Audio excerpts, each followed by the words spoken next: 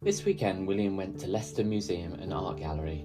This partly came about because I showed him this picture of the museum, which he responded to by smiling and giving me a hug. Without him having words to communicate with, we take these subtle cues seriously and thought maybe William fancied this trip. We got parked close to the museum and William seemed happy to arrive at the location, although his focus was initially on the drips of water around us. When we got inside, William was calm and very pleased that we headed straight for the toilet. He was then hungry, so we ended up spending some time in the cafe while he ate, starting with a new vending machine experience.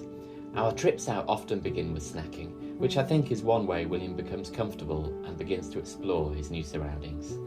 Once finished snacking, we made our way to the Dinosaur Gallery. This was the one I showed William the picture of.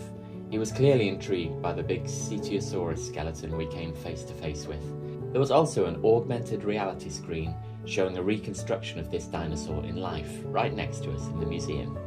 William was definitely intrigued by this, as well as the big structure of the skeleton. There were other interesting features of the Dinosaur Gallery that William enjoyed having a look at.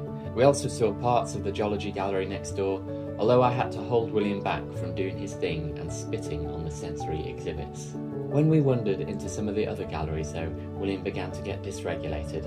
I ended up taking him outside, where the drips of water were certainly soothing for a little while, and then a bit later, following more dysregulation, some more snacking helped.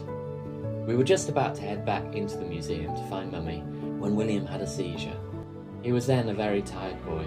The VNS implant he received last week may well help with his seizures in future, although this hasn't yet been turned on. Due to the way our outing ended, it felt like a bit of a challenging one. However, William definitely had fun throughout much of his time at the museum and experienced some new things, like being immersed in augmented reality, so I think our visit was well worth it.